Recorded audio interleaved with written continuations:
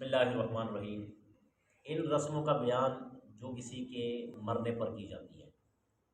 देखें, जनाब नबी करीम सल्लल्लाहु अलैहि वसल्लम ने फरमाया कि जब कोई मर जाए, चाहे मर्द हो, चाहे औरत हो, चाहे बच्चा हो, चाहे बच्ची हो, उस बारे में फरमाया कि जल्द अज जल्द उसका जनाजा पढ़ाया जाए और उसको कब्र के हवाले कर दिया जाए।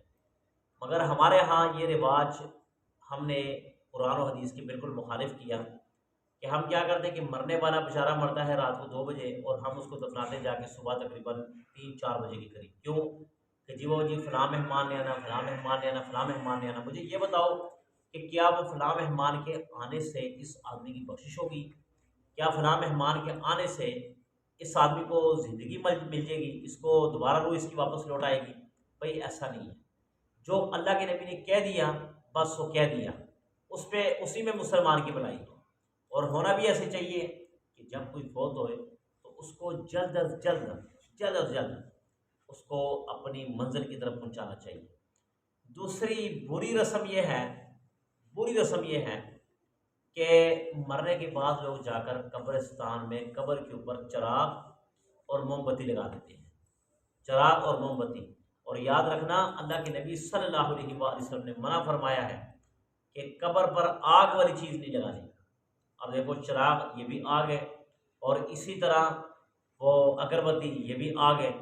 तो नबी पाक सल्लल्लाहु अलैहि वसल्लम ने जिस चीज़ से मना फरमाया उससे मना हो जाना चाहिए, इसमें हमारी बेहतरी है। बाद लोग भला क्या करते हैं कि वो जब आते हैं तो अपने प्यारों की कब्रों पर फूल डालते हैं। अब याद रखना, फूल डालने से कोई फ़ायदा नहीं होगा, किसी किस्म का फ़ायदा नहीं होगा। अमाल से फ़ायदा होता है, फूलों से फ़ायदा नहीं होता। और अगर आपने फिर भी दिल की तसल्ली के लिए कब्र पर फूल वगैरह डालना है तो उसका तरीकाकार ये है कि आप ऐसा करें, आप कोई 10 से 15-20 रुपए की 10-15-20 रुपए की कटोरा चावल या कोई बाजरा वगैरह चीज़ ले लें, कब्र के पास कोई कटोरा बनाएं, उसमें रखें ताकि कोई परिंदा खा ले।